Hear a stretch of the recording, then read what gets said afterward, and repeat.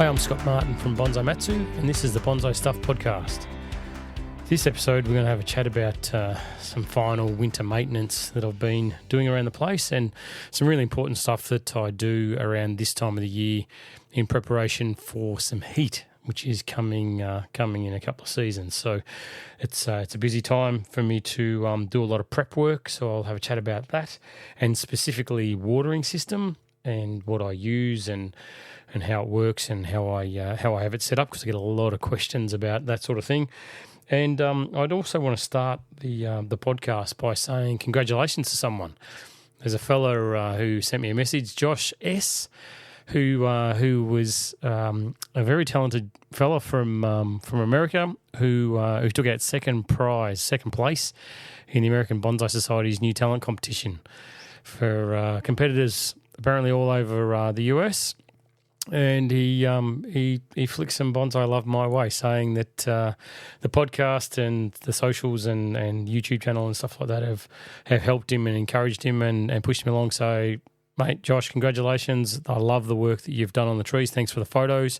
And looks like you're absolutely well-deserving, and you filled my heart up, mate, by sending the love through to me. It means a lot. So congratulations. So, so this episode's going to be talking about some more winter maintenance, just a reminder of what we've got to wrap up around the southern parts of Australia too, and what we've got to get ready for. So stick around.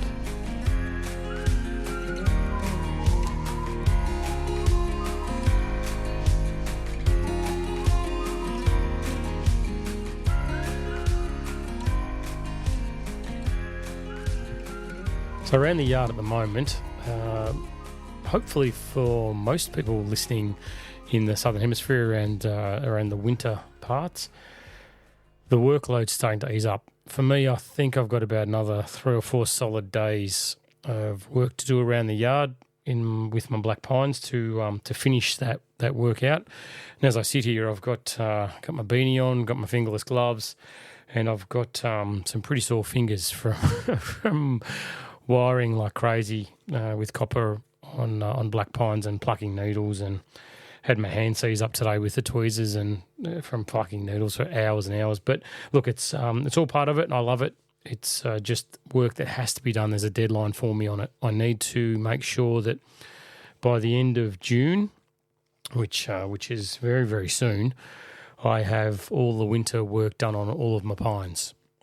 So far, all the Scots pines, white pines, mugos, anything else that I've got in my yard, they're all done, because I don't have millions of them, luckily. But the black pines, I've got quite a few. So what I do is to motivate myself, or to keep me on the straight and narrow, is I bring a hell of a lot of them into the workshop and fill the benches when I'm between workshops or classes or visits from customers, just to keep me focused that these are the ones that need to be done. And then basically once I finish, the 10 or 12 that are in the workshop, I'll move them back out to the benches, and I'll grab the next batch and I'll fill the workshop up again. So I think I've got, I've still got a lot to do. I don't want to put an exact number on it, but like I said, probably 3 solid days of needle plucking and wiring, and I should be done.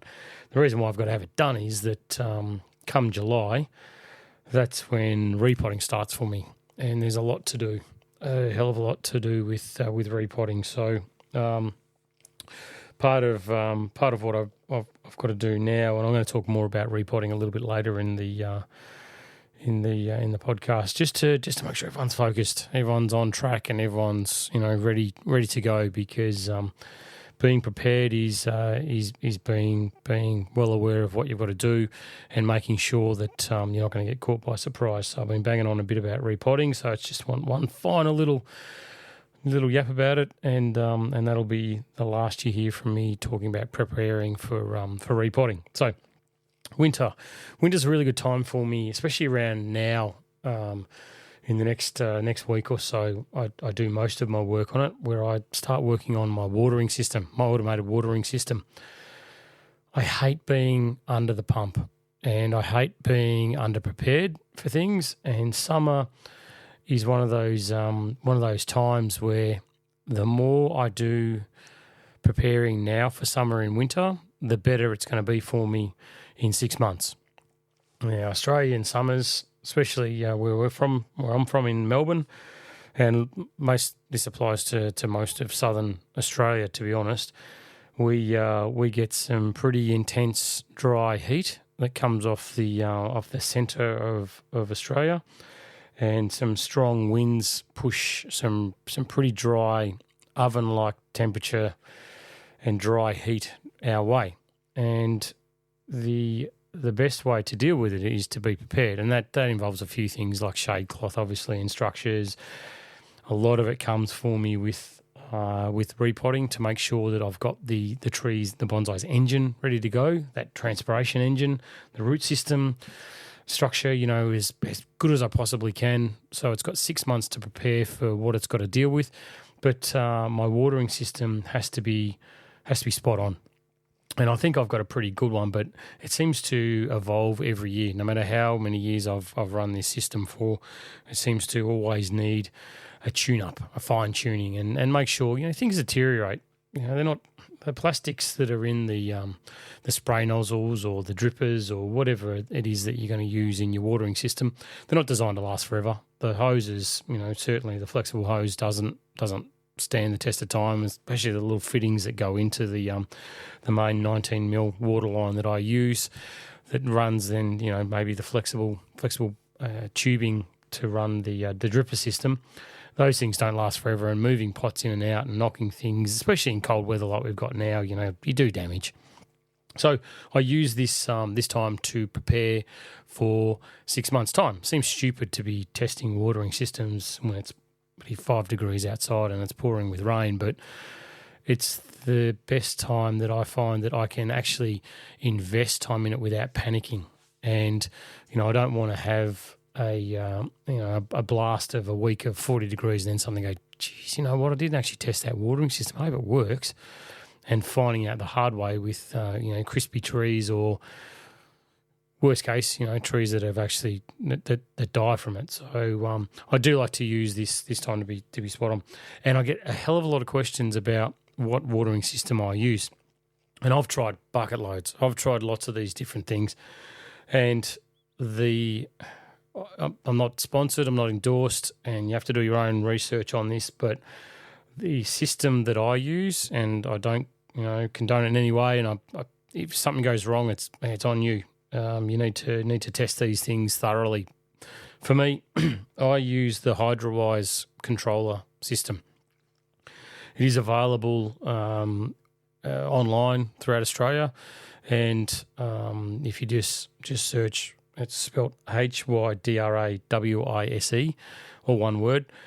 There's all different variety, and whatever. The system that I use is connected to my Wi-Fi network at home, and runs from there via some Cat5 cabling, just the blue Ethernet cabling that you'll use, or everyone should be aware of for your computer networks.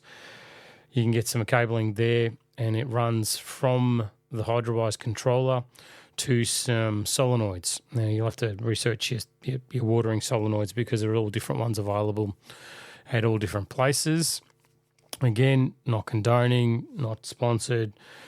I just want to make it really crystal clear that when these things go wrong, they go terribly wrong. But for me, I use a 4-pack from Antelco, Antelco, Antelco solenoid system. And touch wood, I've been using the HydroWise controller with the Antelco solenoid system for years, like 10 plus, 12 plus years, and it's been extremely reliable. And I've got one of the old HydroWise systems, which is not quite so user-friendly compared to the newer ones that they've got now, and I've got one newer system. And they basically run a 12-zone system. And what that means is that you can have these bank of 4 solenoid systems. You can have 3 of those. So effectively, one tap goes into the each bank of 4 solenoid systems, and each one of those 4 then runs a separate zone in your structure of your watering. And that's the really important part that I want to push with my watering system, is that, so so far I've got one 8-zone system, which is the old one, but all the current ones now I think are 6 or 12. So I'd recommend getting a 12 to factor in for the future, and it's only a few bucks more expensive. But so effectively I've got up to 20 zones that I can automatically control through my watering system. And what you've got to factor in is, let's say you've got bench number 1. Bench number 1 needs to have 2 different zones covering it of 2 different solenoid systems. All right. So what that means is solenoid system number 1 that's got a bank of 4 in it, I'd have one line from that going to cover bench number 1. Then on the second set of 4 of solenoid systems, I'd have one of those running back and covering again the bench number 1. So what that means is if something goes wrong with my first bank of solenoids, the second bank is going to pick it up. It's really important that you allow for redundancy and you build into your system when stuff goes wrong, because it may not be the whole system that fails, but it might be just a spray nozzle that's spraying. Think about it like the best bonsai that you have in your collection. You want to protect that as much as you possibly can. So if you've got one dripper coming to that bonsai and it's running off one solenoid and that solenoid seizes for whatever reason, something goes wrong. It blows up, a rat chews through the cord, the power goes down, whatever it is. Whatever happens to that dripper that's running off that one solenoid, you've got to have a second line covering it to allow for redundancy in the first line. And that honest to God is my key to success with my watering system, is making sure that, when we water our bonsai, we want to thoroughly water them, right? We want to make sure they're sopping wet, they're saturated, but then not re-water until the trees use that moisture up that's in the root system inside the soil particles that we've got there from repotting. So I make it that when I run my watering system, I might run a zone for 4 minutes, let's say, which is generally enough to make sure it's fully saturated. But then I have a second line covering that same area, and I'll run that for another 4 minutes as well to make sure that, the entire surface of that pot, every particle inside that pot is completely hydrated. There's a lot of water flowing through there. If you run a dripper system on zone 1, then on zone 2, which is covering for redundancy, make it that it's a different type of system. Make it that it's a top-down misting nozzle. And then on another section of that line, have it that it's a benchtop sprayer spraying up and out across the bench as well. You don't have to have it built so your watering system is so specific that it's only wetting one part of the pot.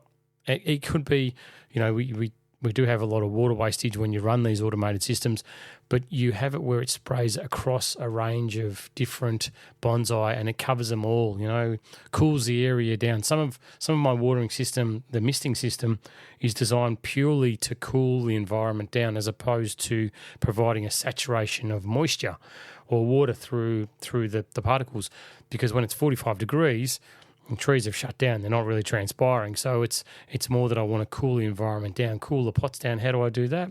Nice misting system, brings in some humidity, cools down the area where the trees are living, and everything's good. I can get through the peak heat of the day and not have to worry about it. One of the things I get asked a lot about too is, how do you go with the burn effect of the moisture coming out of these black poly pipes onto the trees? And I can honestly tell you that I've never had it as an issue. The water comes out there, might be hot for the first millisecond, but then the cool water that comes in behind it negates the effect of worrying about boiling water being poured on your bonsais. It's not a consideration. The other that I get is, you can't wet the foliage. We have these things called sun showers, right? So when it's hot days, occasionally you can get a sun shower come down. Still hot outside, you get some rain on the leaves of your trees. It doesn't cause a problem. The physics of it, the harsh natural reality is that the rain that hits the leaves of your foliage, of your bonsai, will have evaporated before it can actually heat up and magnify and burn a hole in your leaf. Normally, any leaf damage that you get holes in it, it's either an insect or secondly, it's going to be caused by hail damage on your fresh foliage. So it's not. I don't take into account that you shouldn't wet the foliage when you're watering. In fact, I do it almost every single day when I water my trees. So I use a hydro-wise system. I use the Antico solenoids, and I run 19 mil. We get two different sizes. We get the 13 mil hose and the 19 mil available from all major hardware outlets. I run the bigger 19 mil hose because I started with 13 mil, and without a doubt, if you're listening to this podcast and you're into the 5th year and you're one of the 100,000 people that have downloaded the podcast, then you're a bonsai nutcase like me, and I can guarantee you 13 mil is not going to do anywhere near what you need, allowing for the future. Just start with 19 mil. It's going to cost you a few bucks extra at the start, not very much, but it allows for you to grow your bonsai collection, and it'll keep the water pressure up, and you'll make sure that you'll get a thorough watering every time you do it. The 13 mil stuff's rubbish. It just doesn't work as well as what it should. It's fine for a little veggie garden or whatever, but not for bonsais, not for trees in pots. So just go straight to the 19 mil, and like I said, if you've got a watering system, now is the time to work out flaws, look for weaknesses, look for areas that aren't covered properly, maybe redevelop or redesign your system. Replace any of these old fittings that are stuffed. What you don't want is to be, away for a weekend and it's 45 degrees, or at work and you can't get home and water, and you've got this system that you're about to run, and all of a sudden it blows a line or a fitting pops off because it's frail and it's been there for years. Just for the amount of money that these little pieces cost, which is minuscule, it's nothing in the scheme of things, compared to your favourite bonsai in the world not getting water when it's 45 degrees, or not being able to be cooled down and getting absolutely bloody fried. For the cost of it, I just use this winter period, the cold dormancy before we start getting to repotting, which is going to come in a couple of weeks or a week's time. Just use this time now to make sure that you've got that stuff all knocked down. And I get asked all the time, how is it that, because I've been travelling a lot with bonsai lately, and it's how do you get to travel? How do you have bonsai and travel? Which is, when you first start with bonsai, you get a couple and it's not that big a deal. It's no problem getting one of your neighbours or your mates or your brother or your sister or mum or dad or whoever to look after your bonsai for you. But then that bug bites, and suddenly 2 becomes 10, becomes 20, becomes near 100 of these things. And it's like, how the hell do you go away? How do you get away from this ball and chain? And it's this part. It's this watering system that you can get.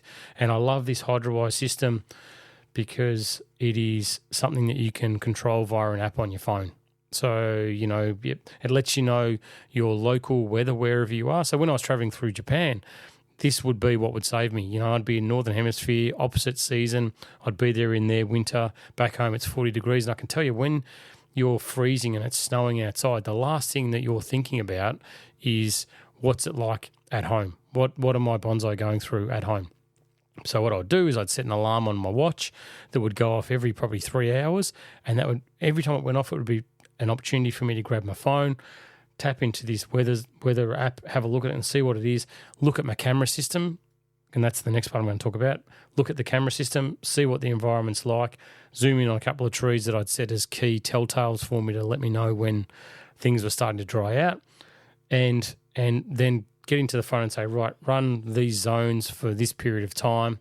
Is it running? Check the cameras. Yep, no problems. It's all good. And that is how you can bonsai travel without having to pack everything up and move it to a bonsai nursery or to someone like me to babysit for you, is to get a really good system. So a couple of things that I want to finish off with is, with bonsai traveling, is you can bonsai travel or go traveling with while having a really good collection of bonsai by having someone that you can rely on. And unfortunately, that is not a family member. That is not a neighbour. It is someone who understands bonsai. So part of your bonsai support network that I've talked about, they're the people that you speak to and say, hey, listen, going away for a couple of weeks, do you mind? Because when you want to go away, I'm the guy. I'm the person that you want to speak to, because I'll look after yours if you look after mine.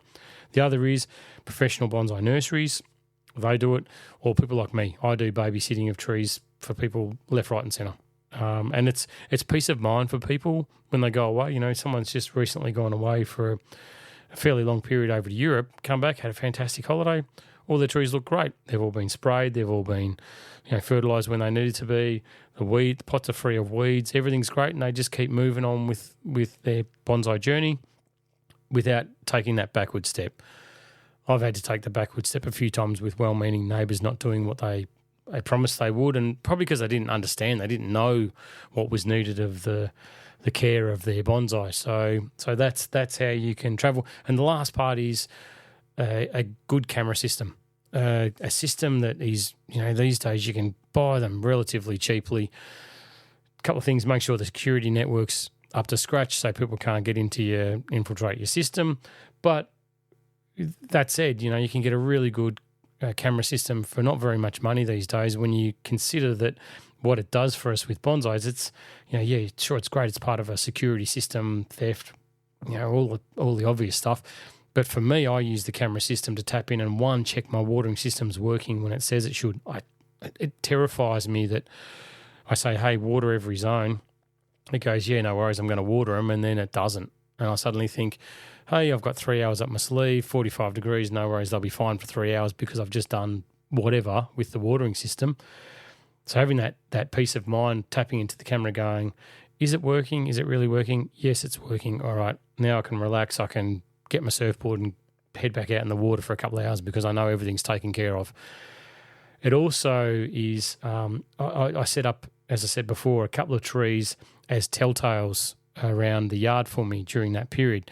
Maybe it's a few long sacrifice branches with very fine tips on them that, as soon as I see them starting to move, starting to wilt a little bit, it's like, hey, transpiration's starting to become an issue, get on it. And, I might think that a 5-hour window between watering is enough, but might come down to 2 hours isn't enough, and how do I tell when I'm not there looking at my trees? I could be at the shops. I could be 2 k's from my house, or I could be 200 k's from my house, or I could be 2,000 kilometres from my house. How do I tell? I need some kind of a system that is going to be able to do it for me. And I always have it where, I've got strategically placed a couple of trees. They're not necessarily my best trees in the world because I would never let my trees get to the point where they're calling out for water. But it might be some training trees, or it could be, stuff that doesn't mean very much. It could be a young sapling that I'm willing to sacrifice for the greater good of my bonsai. Please don't read too much into it. I'm being facetious. It's not done to the detriment of any of my bonsai that I have, or any tree that I have. I love them all, and I'd never do that to them. So I'm just being facetious. But that's how you can get away and travel and see different parts of the world, which you have to do. You have to not be chained to home because of your bonsai, because then you'll start regretting them, and you'll start, your loved ones will be, hey, that's not fair. We can't go away because it's hot, because you want to stay here and water your trees. This is the system. And right now, winter is the time that you should pull your finger out, look for weaknesses, and actually set a good system up as well, and trial it and get it going. So then when it is hot, you can make that, hey, let's go. Bang, out of here tonight, let's go. I've got the system, everything's working, no worries, I'm out of here. So that's how I do it.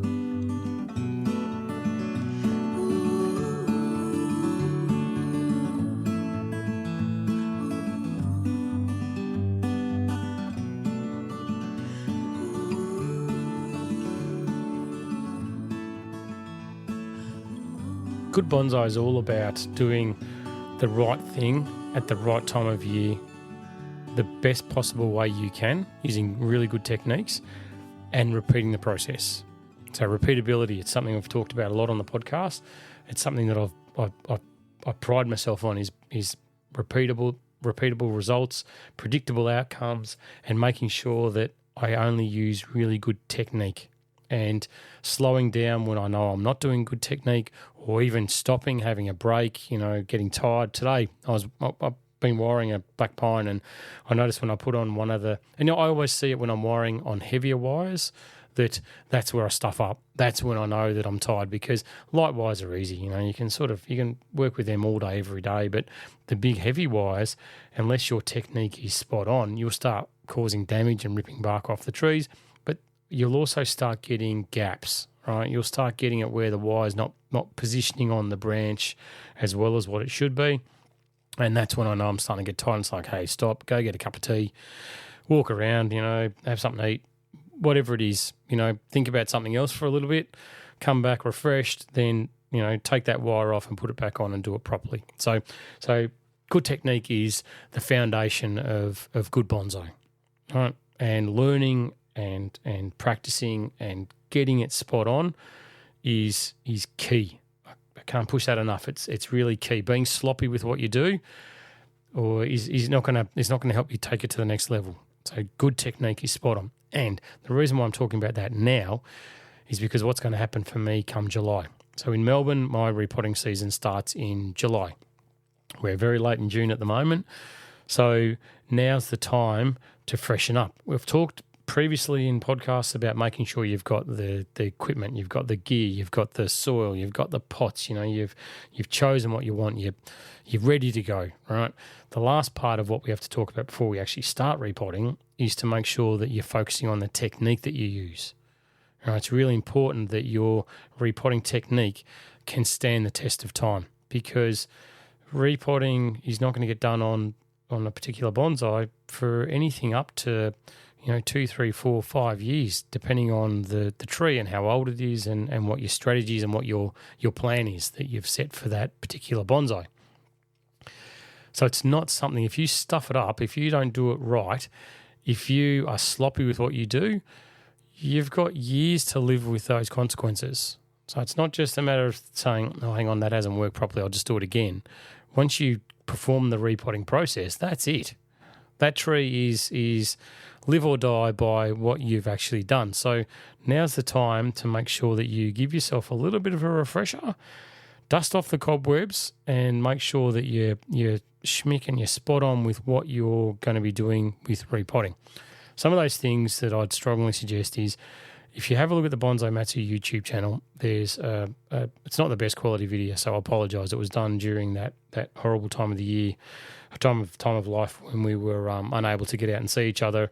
That won't be talked about, but it's repotting of a big trident maple, and it goes for ages. I don't think the video stops. It goes for about an hour and a half, start to finish, and you'll see in there the different techniques about removing the tree from the pot. It'll talk about pot preparation.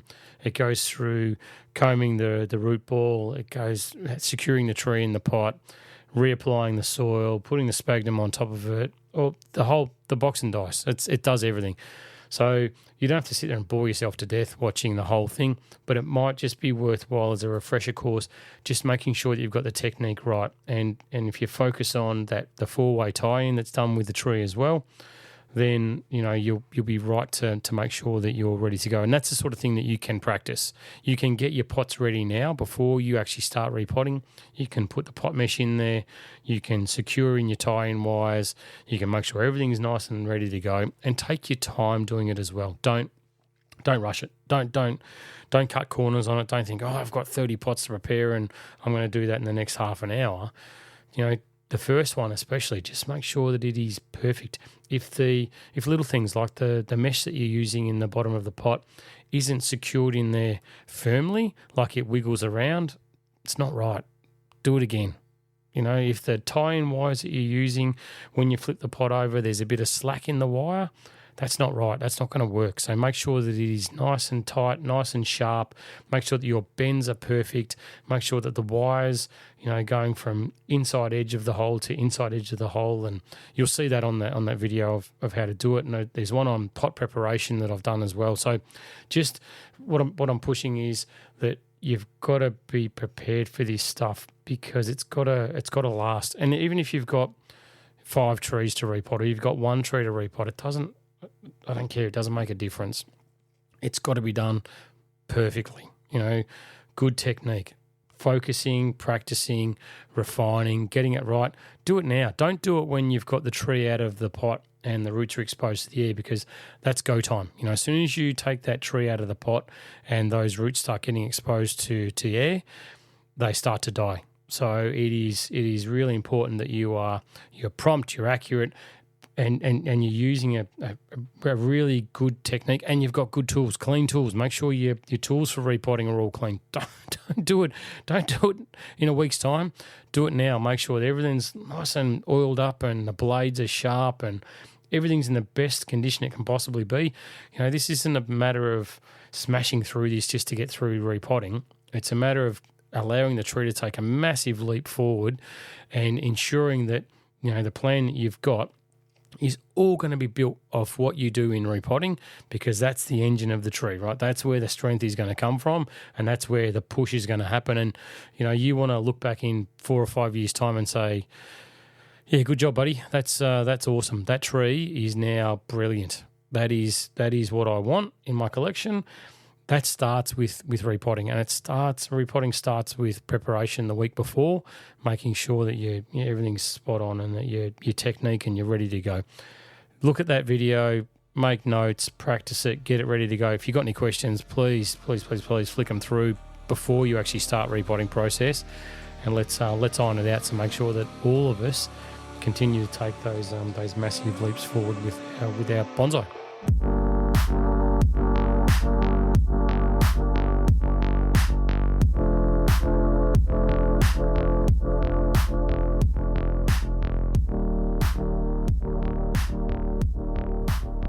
Righto, so that brings us to the end of another podcast. Thanks for sticking around as always. I love it. I really, really do. And keep sharing that Bonsai love, and a big congrats out there to Josh from Colorado too.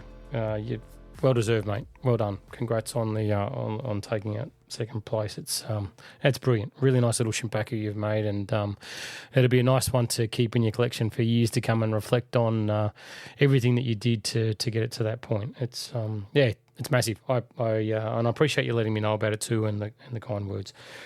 So just to recap on it, use this quiet time quiet-ish for hopefully most of you, not for me, but it's coming.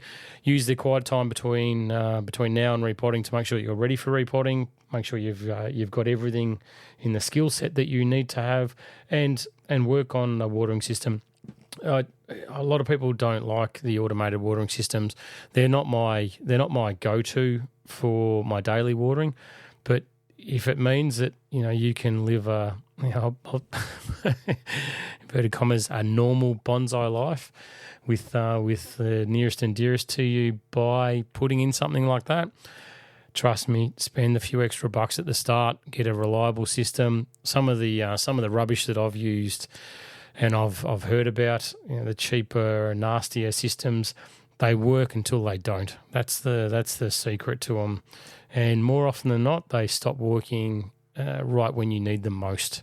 It might be, they work fine when you're around. Coincidentally, you go away for a week's holiday, and then they stop, and you come home and you start paying the price by putting some of your most treasured bonsais into the green bin. So use winter to test the system, to make sure that you have updated what you need to. Don't wait until there's a failure that you haven't planned for. It's like servicing a car, right? There's no difference.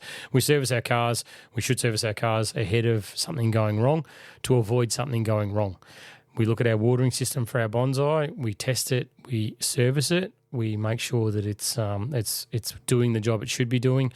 And we build in redundancy for when something does go wrong to make sure that we can still keep thriving. Our trees can not be punished because we haven't done the right thing by them. So put your back into it and make sure that you're on top of it.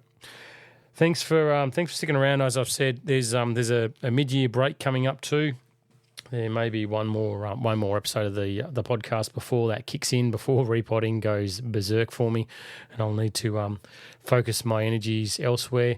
So I hope you're enjoying it. I hope you've enjoyed the effort that's gone into this first 23 episodes for 2023. In the first half of the year, it's far more than I originally thought I would have got for this time of the year.